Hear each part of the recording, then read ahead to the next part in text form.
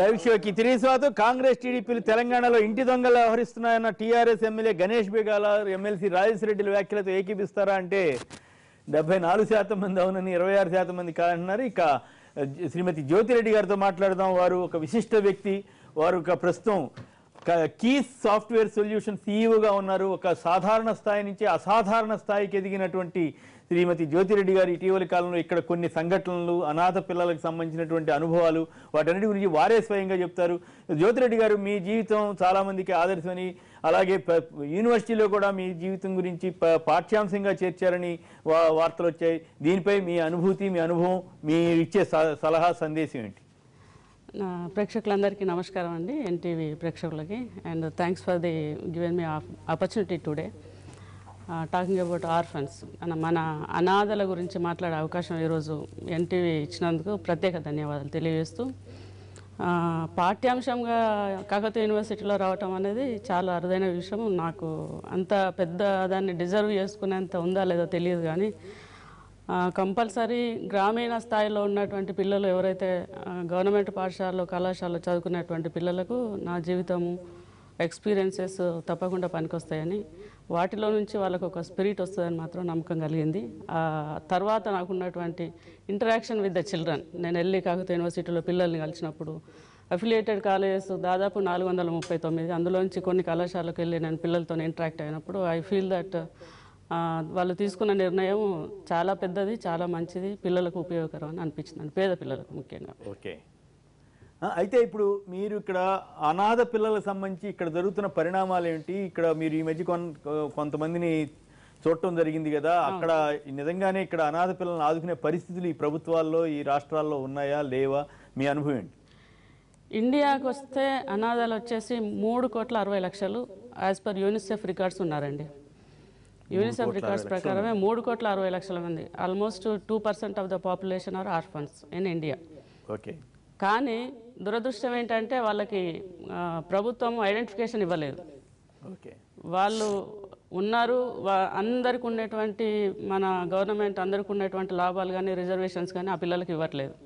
Okay, వాళ్ళని మనం ignore చేస్తున్నాం. సొసైటీలో వాళ్ళు దొంగలుగా మారటానికి మన తెలంగాణలోనే దాదాపు 6 లక్షల మంది అనాథలు ఉన్నారు. అందులో దాదాపు 25,000 మంది జైళ్ళలో ఉన్నారు. ఏపీలో మొత్తం ఏపీ వచ్చేసి దాదాపు 35,000 మంది 10th క్లాస్ పిల్లలు అనాథలు ఉన్నారు, below 10th. And total population 2 రాష్ట్రాల్లోని పరిస్థితులు ఉన్నాయి.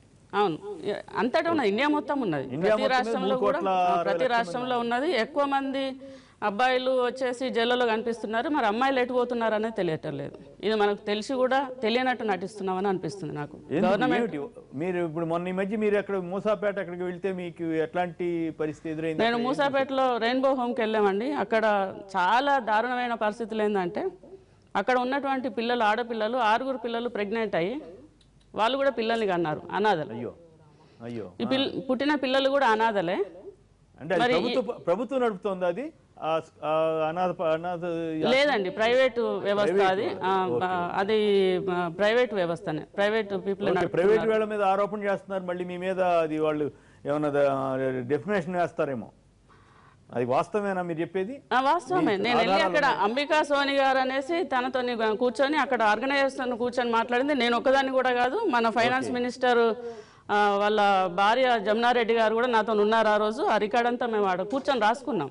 మరి అట్లా కంప్లైంట్ అయిందా? మరి అది కంప్లైంట్ అయింది. వాళ్ళు ఆ పిల్లలకి కూడా, పుట్టిన పిల్లలకి కూడా వాళ్ళ ఆధారం కోసం ట్రై చేస్తున్నారు. ఈ తల్లులకు కూడా ఒక హోమ్ సర్వీస్ హోమ్స్ ఉంటాయి కదా, దానికోసం కూడా ప్రయత్నిస్తున్నారు. అటువంటి సమస్యలు వేలండి, వేలు. అది ఒక చిన్న సమస్య మీరు మాట్లాడేది. ఈ పిల్లలకు బ్యాంక్ అకౌంట్లో 10th క్లాస్ పిల్లలకి 1,500 రూపాయలు కనుక వాళ్ళు గవర్నమెంట్ ఇస్తే, అది వెళ్ళి బ్యాంకుకి వెళ్ళి అది డ్రా చేసుకోవడానికి ట్రై చేస్తే మీ అమ్మా నాన్న చనిపోయినట్టుగా డెత్ సర్టిఫికేట్ తీసుకురమ్మని అడుగుతారు. ఈ పిల్లలు ఎక్కడ పుట్టారో, ఎక్కడి నుంచి వచ్చారో వాళ్ళకే తెలియదు. వాళ్ళు ఎక్కడి నుంచి డెత్ సర్టిఫికేట్ తీసుకొస్తారో ఆ పైసలు ఎట్లా క్లెయిమ్ చేసుకుంటారు? ఓకే, మరి అటువంటి వాటి పరిష్కారాలు ఏం లేవా? ప్రభుత్వాలు ఏం చేయట్లేదు? ఏం లేవు. అదే క్వశ్చన్, అదే. ఇప్పుడు ఈ అంశం మీద నేను కేసీఆర్ గారిని కలుద్దామని ట్రై చేశాను. తర్వాత కేటీఆర్ గారిని కలిశాను, హోమ్ మినిస్టర్ నాయన నరసింహారెడ్డి గారిని కలిశాను, తర్వాత మన డిప్యూటీ సీఎం కడియం శ్రీగారిని కలిశాను, మహమ్మద్ అలీ గారిని కలిశాను, తర్వాత ఫైనాన్స్ మినిస్టర్ ఈటెల రాజేందర్ గారిని కలిసాను. అందరికీ రిప్రజెంటేషన్ ఇచ్చాను. సెంట్రల్ మినిస్టర్, హెచ్ఆర్డీ మినిస్టర్ స్మృతి ఇరానీకి కూడా కలిశాను. అందరికీ రిప్రజెంటేషన్స్ ఇస్తున్నాము. గత 5-6 సంవత్సరాల నుంచి ఈ పోరాటం జరుగుతూనే ఉన్నది, కానీ ఇప్పటివరకు డెవలప్మెంట్ ఏం లేదు. రీసెంట్గా మన తెలంగాణ గవర్నమెంట్లో కేసీఆర్ గారు అనాథల బాధ్యత గవర్నమెంట్ అనేసి వాళ్ళు అనౌన్స్ చేశారు. దానికి ఒక కమిటీ కూడా వేశారు. తెలంగాణ గవర్నమెంట్లో కమిటీ కూడా వేశారు. దాంట్లో కానీ నేను చదివిన న్యూస్ ప్రకారం 10th తర్వాత అని అంటున్నారు. 10th తర్వాత పిల్లలకు మాత్రమే అని అంటున్నారు. కానీ అది సరైనది కాదు. క్లాస్ ఫస్ట్ నుంచే గవర్నమెంట్ టేక్ ఓవర్ చేస్తే బాగుంటుందని నా అభిప్రాయం. మీరు ఎట్లా అనాథ అయ్యారు, ఆ తర్వాత ఎట్లా డెవలప్ అయ్యారు, ఎట్లా దానికి సంక్షిప్తంగా చెప్పండి. నా ప్రస్తావనకు వస్తే అండి, నేను బాలసదనం హన్మకొండ రెడ్డి కాలనీలో చిల్డ్రన్స్ హోమ్లో పెరిగాను. అది కూడా orphans and semi orphans home government తరఫున. మా పేరెంట్స్కి మేము 5 పిల్లలము, చాలా పేద కుటుంబము. ఫార్వర్డ్ క్యాస్ట్ కావటం వల్ల గవర్నమెంట్ ఎటువంటి ఫ్రీ ఎడ్యుకేషన్ కానీ ఫ్రీ అకామిడేషన్ ప్రొవైడ్ చేయదు. కాబట్టి ఆ టైంలో దాదాపు 27-28 సంవత్సరాల కింద I was a forced orphan. నేను ఆర్ఫనేజ్ హోమ్లో పెరిగాను 5th నుంచి 10th క్లాస్ వరకు. దానివల్లనే ఈ సమస్యల మీద నాకు పూర్తి అవగాహన ఉన్నది. నేను కూడా కేసీఆర్ గారిని ఇందులో భాగస్త్రాలని కనుక చేస్తే ఈ అంశాల మీద క్షుణ్ణంగా నా దగ్గర ఉన్నటువంటి ఇన్ఫర్మేషన్ కూడా షేర్ చేసుకుందామని అనుకుంటున్నాను. అంతేకాదు సుప్రీంకోర్టులో కేసు కూడా వేశాము. Learn to live foundation policy making కోసం ఆ ఫౌండేషన్ ద్వారా సుప్రీంకోర్టులో కేసు కూడా వేశాము. అది హియరింగ్ కూడా నెక్స్ట్ మంత్ ఉండింది. కానీ ఇంతమంది ఉన్నారని తెలిసి కూడా వీళ్ళని ఎటువంటి కేటగిరీలో కూడా ఎటువంటి రిజర్వేషన్లో కూడా పెట్టకుండా చూసి చూడనట్టుగా వీళ్ళకు ఓటు హక్కు లేదు, ఐడెంటిఫికేషన్ లేదు, ఎటువంటి కేటగిరీలో రిజర్వేషన్స్ లేవు, ఎడ్యుకేషన్ సపోర్ట్ లేదు గవర్నమెంట్ నుంచి, హెల్త్ కేర్ సపోర్ట్ లేదు. ఓకే, ఇష్యూస్ బాగున్నాయి. మీ అనుభవం చెప్పండి. మీరు ఎట్లా మరి పైకి రాగలిగారు అనాథాశ్రమం నుంచి? అమెరికాలో ఎట్లా డెవలప్ అవ్వగలుగుతున్నారు? బాగా ఆస్తి కూడా బాగా సంపాదించి ఉండాలి ఈ స్థాయికి వెళ్ళగలిగారంటే. సార్ నా గురించి చెప్పాలంటే చాలా వరకు ఇప్పటివరకు అన్ని ఛానల్లో కూడా ఇంటర్వ్యూస్ వచ్చినాయి. రీసెంట్గా కూడా ఎన్డీటీవీలో వాక్ ద టాక్లో కూడా వచ్చింది. అందుకే నా గురించి హైలైట్ చేయాలని కానీ ఫోకస్ చేయాలని కానీ అనుకోవట్లేదు. మనం అనాథల గురించి ఎక్కువ మాట్లాడుకుందాం సార్. దానికంటే ముందు మీరు అడిగారు కాబట్టి చెప్తాను, నేను 2 minutesలో చెప్తాను.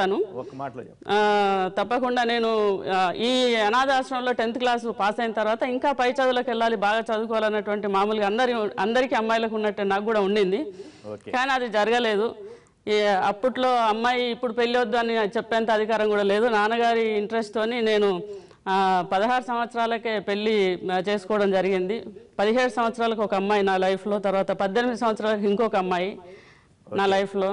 అయితే ఈ పిల్లలకు సేమ్ లైఫ్ ఇవ్వద్దని చెప్పి మైలారం గ్రామము పరకాల దగ్గర మా ఊరు, నేను 85 నుంచి 90 వరకు అక్కడ వ్యవసాయంలో పనిచేశాను, వ్యవసాయ కూలీగా పనిచేశాను.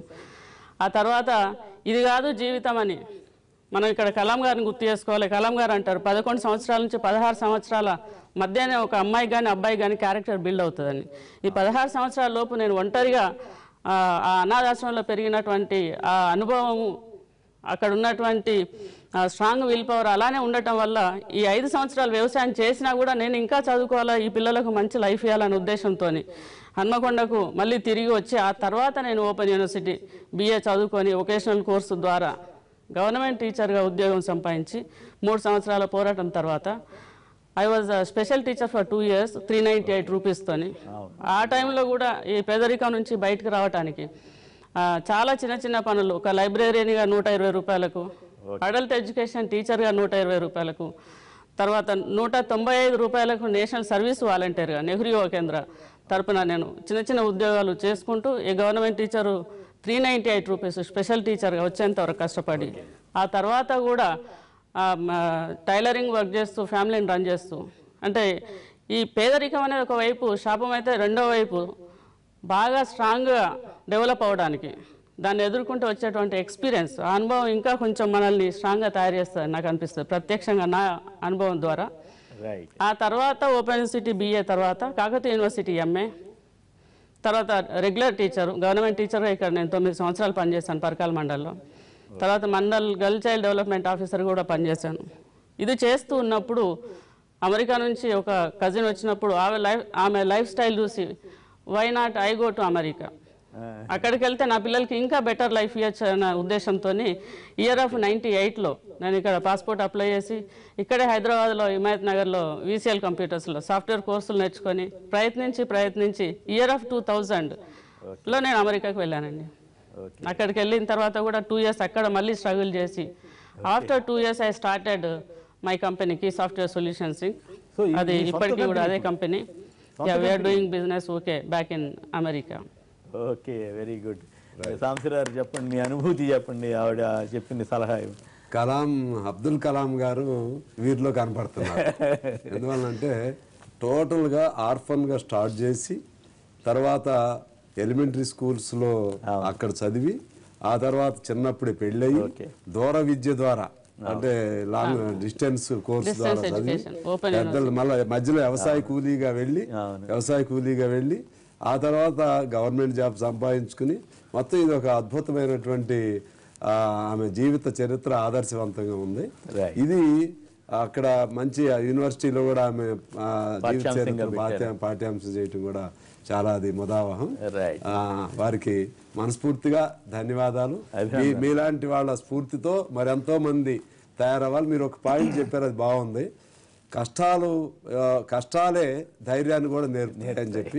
సో అది నేను నమ్మే సిద్ధాంతం సార్, నేను నమ్మే సిద్ధాంతం. Thank you sir, thank you very much. Kalam గారి పేరు చెప్పారు కాబట్టి నేను ఇక్కడ తెలియాలి సార్. నేను లీడ్ ఇండియా 2020 మన ఏపీ ఉన్నప్పుడు 2 రాష్ట్రాలకు కూడా రాష్ట్ర కోఆర్డినేటర్గా పనిచేశాను. కలాం గారిని 4 సార్లు కలిశాను.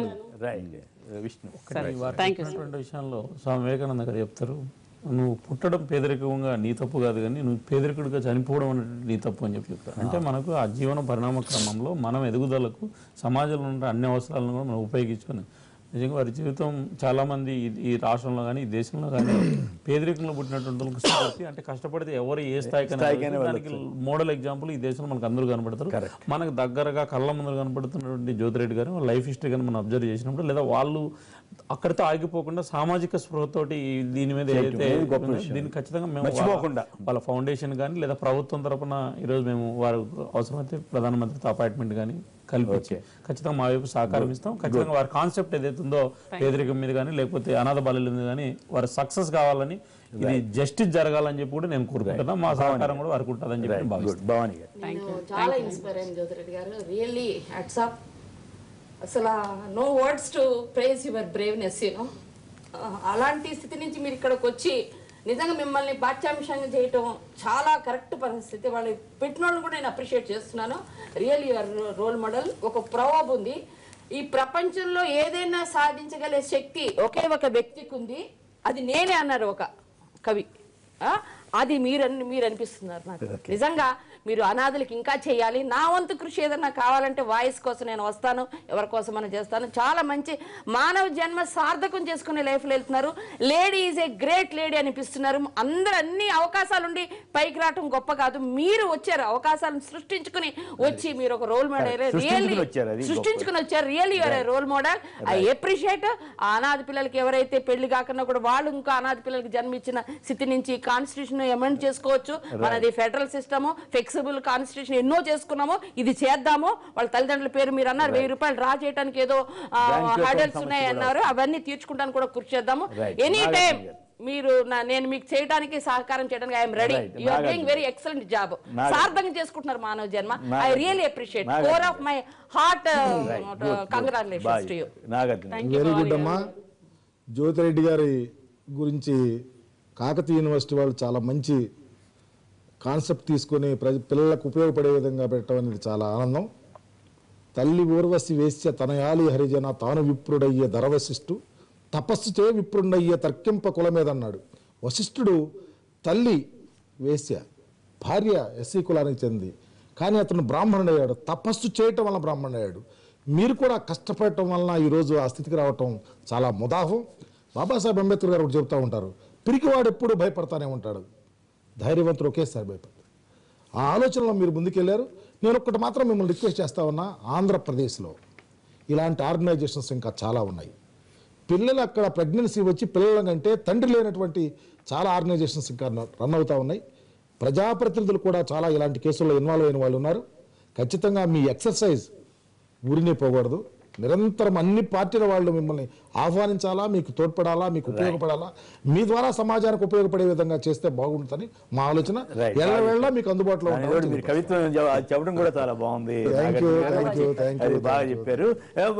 జ్యోతిరెడ్డి గారు, ఫైనల్ గా చెప్పండి, ఎట్లా మీరు అమెరికాలో ఉంటూ ఇక్కడ ఎట్లా చేయగలుగుతున్నారు? మరి భవిష్యత్ తరాలకి మీరు ఇచ్చే సందేశం ఏంటి? ఎట్లా ఈ ఉద్యమాన్ని ముందుకు తీసుకెళ్ళగలుగుతారు? సార్, కేఎస్ఆర్ గారు నన్ను ఇట్లా పరిగెత్తించొద్దు, చాలా అంశాలు ఉన్నాయి మనం మాట్లాడేటి. స్లోగా కొంచెం టైం ఇస్తే నేను డీటెయిల్గా అన్నీ చెప్తాను సార్. అమెరికాలో కంపెనీ పెట్టడం, నేను బాగుపడటం, డబ్బు సంపాదించటం, ఇదంతా ఒక ఎత్తు అయితే ఇప్పుడు ఉన్నటువంటి సమస్యల మీద మళ్ళీ వాటి మీద పోరాటం చేయడానికి నేను సంవత్సరానికి 4 సార్లు ఇండియాకి వస్తాను సార్. అక్కడ కంపెనీ పెట్టాను, పిల్లలిద్దరిని ఇక్కడ ఇంటర్మీడియట్ దాకా ఇక్కడ ఉంచి అక్కడ తీసుకెళ్ళి వాళ్ళని అక్కడ చదివించి, నాకు 2 ఆడపిల్లలు, ఆ పిల్లలిద్దరిని అక్కడనే చదివించి వాళ్ళు ఉద్యోగాలు చేస్తున్నారు. పిల్లలిద్దరు కూడా పెళ్లిళ్ళు అయిపోయినాయి. ఆ పిల్లలకు పెళ్లిళ్ళు అయిపోయినాయి. మా అల్లుళ్ళు, బిడ్డలు, నేను అందరం అక్కడ ఒక్క ఇంట్లోనే ఉంటాము. ఉమ్మడి కుటుంబం మాది. అందరూ కూడా సెటిల్ అయ్యారు. ఆ తర్వాత మళ్ళీ ఒక ఛాలెంజ్ నా ముందు లేకపోతే బాగుండదు కదా, అందుకని ఈ ఇండియా కోసం నేనేం చేయాలి, ఇక్కడ ఎక్కడి నుంచి వచ్చాను అక్కడికి వెళ్ళి అనాథల కోసం ఏం చేయాలని ఆలోచించినప్పుడు గత 6 సంవత్సరాల కింద 2010 నుంచి పోరాటం మొదలుపెట్టాము. 11లో మన వరంగల్ నుంచి ప్రజాదరణ హోమ్ పిల్లల్ని తీసుకొని వెళ్ళి అక్కడ 5 రోజులు ఏపీ భవన్లో ఉండి గవర్నమెంట్కి రిప్రజెంటేషన్స్ ఇచ్చాము. అప్పుడు మేము అప్పటి నుంచి ఇప్పటి వరకు ఈ పోరాటం ఇలానే కొనసాగుతుందండి. అనాథ పిల్లల కోసము ఒక ఆధార్ కార్డు కావాలని, వాళ్ళకి ఏదైనా హెల్త్ ప్రాబ్లం వస్తే తీసుకెళ్ళటానికి కొంచెం గవర్నమెంట్ వెంటనే సహకరించాలని, ఆ పిల్లలకు కడుపు నిండా భోజనం పెట్టాలని, కనీసం యూనిఫామ్స్ కాకుండా ఉండటానికి ఆస్కారం లేదా సమాజంలో? ఇక ఎక్కడైనా ఏం అమెరికాలో కానీ ఇంకెక్కడ అన్ని దేశాల్లోనూ ఈ సమస్యలు ఉంటాయా? అసలు అనాథలు కాకుండా అన్ని దేశాల్లో ఉన్నాయండి. అనాథలు అంతటా ఉన్నారు. ఎందుకనంటే తెలిసి తెలియని వయస్సులో పిల్లల్ని కనటము, వాళ్ళకు చాలా సామాజిక కారణాల వల్ల వాళ్ళని వదిలేసి వెళ్ళటం వచ్చింది. చైనాలో కొన్ని 65 మిలియన్ల మంది ఈ అనాథ పిల్లలు ఉన్నారు.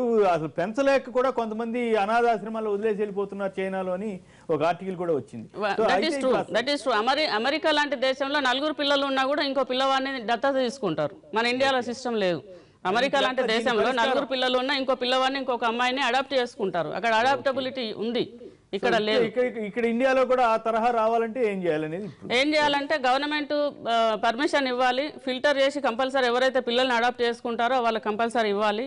అంతేకాకుండా ఇక్కడ ఉన్నటువంటి ఇంకొక చెడు ఏంటంటే ఈ అనాథను దత్తా తీసుకోగానే వీళ్ళ దగ్గర ఆస్తి ఎంత ఉంది, మరి ఆస్తి అనాథల పిల్లలకి ఇస్తున్నారా లేదని మన పక్కింటోళ్ళకు ఎదురింటోళ్ళకు బాగా ఉత్సాహం ఉంటుంది. ఇలాంటివన్నీ కొంచెం తగ్గించుకొని ఆ పిల్లలు చదువుకొని ప్రయోజకులు అయ్యేంత వరకు, ఎవరైతే అడాప్ట్ చేసుకుంటారో ఆ పిల్లలు ప్రయోజకులు అయ్యేంత వరకు బాధ్యత తీసుకునే పేరెంట్స్ ఎవరు ఉంటారో వాళ్ళకు గవర్నమెంట్ ఇచ్చేయాలి పిల్లల్ని. ఎందుకంటే చాలామంది పిల్లల్ని సాదుకోవడానికి పిల్లలు లేని వాళ్ళు, తర్వాత ఇప్పుడైతే కొత్త ట్రెండ్లో పెళ్ళే వద్దు పిల్లల్ని సాదుకుంటామనేటువంటి సుస్మితా సేన్ లాంటి వాళ్ళు చాలామంది ఉన్నారు. ఈ వ్యవస్థను మనం ఎంకరేజ్ చేస్తే బాగుంటుంది సార్. ఫైనల్ గా చెప్పండి, రాజకీయాల మీద కూడా ఏమైనా ఆసక్తి ఉందా? అస్సలు లేదు, రాజకీయాల మీద అస్సలు లేదు. నేను చాలా దూరం, రాజకీయాలకు చాలా దూరం. నాకు రాజకీయ వ్యక్తులతోని అందరితో సత్సంబంధాలు ఉన్నాయి, అన్ని పార్టీలతో నాకు సత్సంబంధాలు ఉన్నాయి, అందరూ నా వాళ్ళే, కానీ నేను రాజకీయాలకు చాలా దూరం సార్. Thank you. మన రాజకీయాలకు ఇట్లా వాళ్ళని ఆహ్వానించాలి. ఎందుకంటే మేజర్ పరిష్కారం మీరు ఆహ్వానిస్తే ఇంకోటి బురదేస్తారు. కేసీఆర్ గారు ఒక మాట అండి, రాజకీయ వ్యవస్థ అంతా తప్పని మనం రాదలుచుకోలేదు. అన్ని పరిష్కారం అవుతాయి. రైట్. ఫైనల్ గా ప్రజలకి మీరు ఒక సందేశాన్ని ఇస్తే క్లోజ్ చేద్దాం. జ్యోతిరెడ్డి గారు అప్పుడే క్లోజ్ చేస్తున్నారా? ఇంతేనా నాకు ఇచ్చే టైం? ఇప్పటికే చాలా టైం అయింది. ఇప్పుడు రాజకీయాలకు రాలేదు కాబట్టి 4 పార్టీల వాళ్ళు నీకు నేనున్నా అన్నారు కదా. సో నాకు అందరు కావాలి సార్, అందుకే రాజకీయాలు వద్దు. ఇక్కడ కేసీఆర్ గారు సన్న బియ్యము ఇస్తున్నారు, పిల్లలకు కేజీ నుంచి పీజీ వరకు ఎడ్యుకేషన్ ఫ్రీ అంటున్నారు. తర్వాత చాలా కార్యక్రమాలు, ఇప్పుడు గ్రామజ్యోతి అనే ప్రోగ్రాం కూడా చేస్తున్నారు. ఈ అన్నిటిలో కంటే ముందుగాల ఈ అనాథల కోసం కొంచెం ఇంపార్టెన్స్ ఇచ్చి తప్పకుండా దీన్ని ఒక స్థాయికి కనుక తీసుకొస్తే తెలంగాణలో ఉన్నటువంటి వీళ్ళు చేసే ప్రాజెక్ట్ ఏదైతే ఉందో పైలట్ ప్రాజెక్ట్గా తీసుకెళ్ళి నేను సెంట్రల్ గవర్నమెంట్లో ఇస్తానని చెప్పి మొన్న కొత్తగా మన కడియం శ్రీగారు గారు వరంగల్లో, హోమ్ మినిస్టర్ నాయన నరసింహారెడ్డి గారు వరంగల్లో ఒక ప్రోగ్రామ్ నేను చేసినప్పుడు పిల్లలందరికీ 10th క్లాస్ పిల్లలకి అవార్డ్స్ ఇచ్చాము. 10,000 రూపాయల చొప్పున వాళ్ళకు ఇంటర్మీడియట్ ఎడ్యుకేషన్ సపోర్ట్ చేశాము. ఆ సందర్భంలో కడియం శ్రీగారు గారు ప్రామిస్ చేశారు. తప్పకుండా అనాథల గురించే మేము ముందుగా మొదటి సమస్యగా తీసుకుంటాము తెలంగాణలో అనేసి, దాన్ని అలాగే తీసుకోవాలని కేసీఆర్ గారు కూడా దీని గురించి డీప్గా వెళ్ళాలని, అక్కడ ఎక్స్పీరియన్స్ ఉన్నటువంటి వ్యక్తులను కూడా ఇందులో భాగస్వామ్యం చేసి ఆ పిల్లల సమస్యలన్నింటినీ కూడా క్రోడీకరించి ఒక డెసిషన్ తీసుకొని తొందరగా ఏపీ కానీ మన తెలంగాణ కానీ అతి తొందరగా ఈ అనాథల గురించి ఆలోచించాలని కోరుకుంటున్నారు సార్. చాలామంది అమ్మాయిలు మనం మాట్లాడుకునే సబ్జెక్ట్ ఇదా కాదో నాకు తెలియదు కానీ చాలామంది అమ్మాయిలు ఈజీ వే కోసం వెతుకుతున్నారు, తప్పుదారులు వెతుక్కుంటున్నారు. వాళ్ళు కూడా బతకాలి కదా. ఇగ్నోర్ చేయబడేటువంటి పిల్లవాడు కానీ పిల్ల కానీ, మన ఇంట్లో ఒక పిల్ల ఉంటే ఏం చేస్తుంది, అలాగే ఈ అమ్మాయిలు కూడా తప్పుదారులలో వెళ్తున్నారు. దీనికి మనం బాధ్యులం కావద్దని గవర్నమెంట్కు మళ్ళొకసారి నేను చేతులెత్తి దండం పెట్టుకుంటూ తప్పకుండా ఈ పిల్లల గురించి ఆలోచించండి సార్. మీరు కూడా నాకు సహకరించండి దయచేసి. మీకు హృదయపూర్వక అభినందనలండి. న్యూస్ స్కాన్ లో ఇలాంటి చక్కటి ఐటెం పెట్టి జ్యోతిరెడ్డి గారు లాంటి వ్యక్తిని మొత్తం ఎక్స్పోజ్ చేశారు. ఈమె ఎక్స్పోజ్ అవ్వాల్సిన అవసరం ఉంది. చాలా మంది స్ఫూర్తిదాయకంగా మేము ఉన్నామని మీకు చేయిస్తారు. అంటే చూస్తున్నారు ఎవరు వస్తారని, మీలాంటి వాళ్ళు వచ్చారు. చాలా మంది సహృదయులు ఉన్నారు అండి. డెఫినెట్ గా నా చివరి నిమిషం వరకు దీనికోసమే పోరాడతాను. ఇండియాలో అనాథల కోసం ఏదైనా ఒక రిజర్వేషన్ సిస్టమా, వాళ్ళ కోసం ప్రత్యేక నిర్ణయం తీసుకునేంత వరకు నేను పోరాడుతూనే ఉంటాను. అవసరమైతే ఎంతవరకైనా వెళ్ళటానికి నేను సిద్ధంగా ఉన్నా. నా బాధ్యతలు అయిపోయినా ఇది ఒకటే పెద్ద బాధ్యత. మీరు నాతో ఉండండి.